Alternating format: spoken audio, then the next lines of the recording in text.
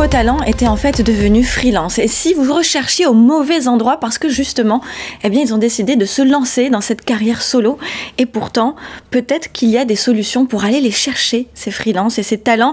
Je reçois aujourd'hui Stéphane Gornès, président fondateur de Scalis. Bonjour Stéphane. Bonjour Alexia. C'est la guerre des talents partout, on en parle tout le temps. Effectivement. Et ils sont certainement, pour la plupart d'entre eux, en train de se lancer dans cette carrière solo, qu'on appelle le freelancing, on va dire. Tout à fait. Et vous proposez quelque chose d'assez atypique chez Scalis. Donc vous êtes une société de portage salarial, oui. Pas comme les autres, puisque vous proposez à vos clients d'aller sourcer aussi à l'international. Comment ça marche très concrètement? En fait, chez Scalis, très rapidement, on s'est aperçu qu'en France, il y avait une concurrence assez importante. Ouais. Et nos clients nous disaient, mais on n'arrive pas à trouver les talents, Et du coup, on s'est dit, on va aller à l'international. C'est comme ça qu'on a ouvert l'Angleterre, on a ouvert le Luxembourg, on a ouvert la Belgique, l'Allemagne. Prochainement, on ouvre la Pologne pour pouvoir proposer des solutions effectivement à nos clients en termes de sourcing, en termes de talent acquisition. Alors, ça veut dire qu'un RH qui ne trouve pas ses talents en France ou dans les job boards classiques, oui. Il se dit, là, il va falloir que j'aille à l'international pour aller chercher ces talents, ces consultants.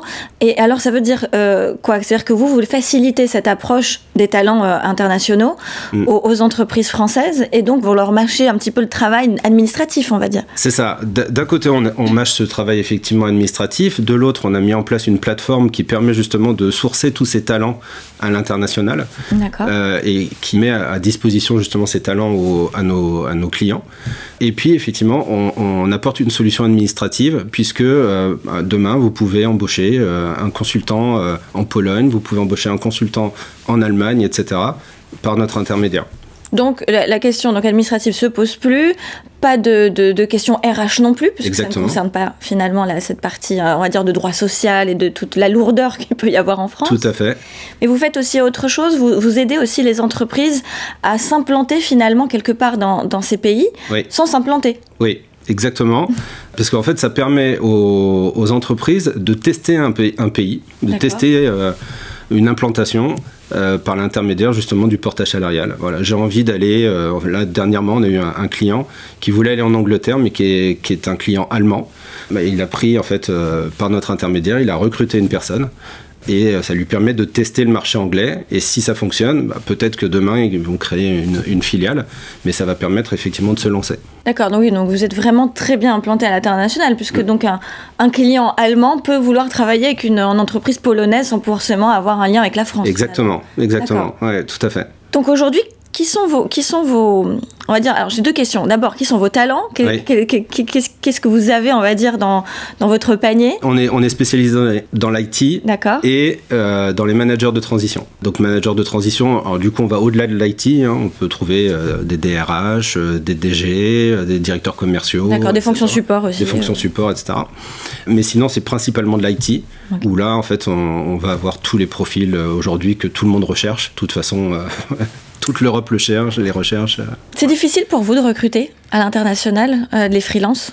Alors, c'est difficile, oui et non. En fait, il faut, entre guillemets, éduquer nos clients sur le fait que ils vont être obligés de peut-être faire des efforts sur la langue, peut-être sur former des gens qui n'ont pas forcément le framework sur lequel ils souhaiteraient qu'ils travaillent, etc.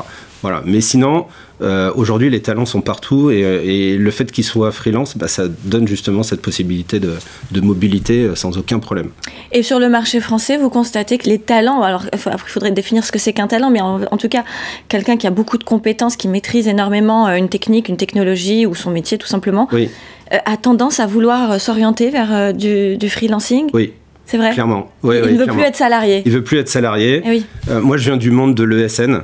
Que je connaissais très bien. Et en fait, c'est un monde où aujourd'hui, dès qu'on a un certain potentiel, une certaine compétence, en fait on sort de l'ESN parce que l'ESN nous impose en fait sa structure, nous impose d'aller chez tel et tel client, nous impose le tarif, etc. Alors que quand je suis indépendant, je fais ce que je veux finalement. Et je négocie mon tarif, je négocie le lieu de travail. Aujourd'hui le télétravail est devenu aussi un peu la norme, Oui. Donc ça leur permet aussi de faire du télétravail de manière plus simple que s'ils étaient en ESN. Donc c'est le talent qui a le dessus. Aujourd'hui, oui.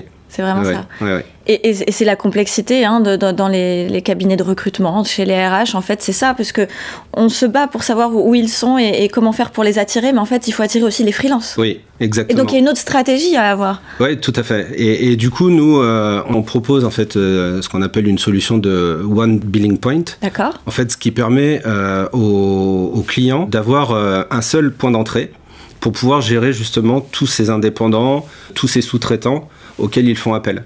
Nous, on gère en fait l'ensemble de la relation administrative, donc on garantit que les charges sociales sont bien payées, par exemple. Oui. Hein, c'est basique, mais c'est quand même très important.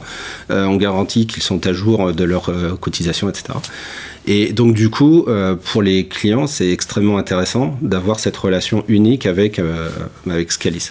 Et alors les freelances, ils peuvent tout à fait dire non, par exemple. Donc c'est contrairement à l'ESN où ils sont obligés d'accepter la mission. Oui. Là, en fait, vous faites une mise en relation, oui. Mais finalement, vous laissez la totale liberté aux freelances d'accepter ou non ce que vous pouvez éventuellement. Exactement. Déjà, le freelance a le choix. Ouais. Et d'autre part, le client, évidemment, doit séduire Donc on reste quand même sur un modèle où l'entreprise doit séduire les talents, oui, quelle que soit finalement la posture que souhaite avoir le talent. Exactement. Okay. Et puis du coup, nous, on apporte aux talents justement cette sécurité via le portage salarial avec justement la relation salariée que propose le portage salarial. Alors très rapidement, je veux juste rentrer dans les détails pour les côtés freelance. Oui. Qu'est-ce que vous proposez concrètement par rapport à tous vos concurrents? C'est quoi? C'est une avance sur salaire? Qu'est-ce qui fait qu'on va s'orienter plutôt vers vous? Parce qu'aujourd'hui, il y a quand même beaucoup de sociétés de portage. Oui, clairement. Il y a beaucoup de concurrents aujourd'hui. Le marché en France continue à se développer. Et en fait, nous, ce que l'on propose, c'est effectivement des solutions sur mesure. Okay. Vous souhaitez être payé en avance, c'est tout à fait possible.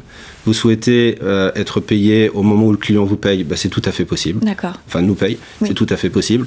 On a mis en place aussi des avantages que d'autres n'ont pas, tels qu'un plan d'intéressement, tel qu'un plan épargne entreprise, un plan épargne retraite.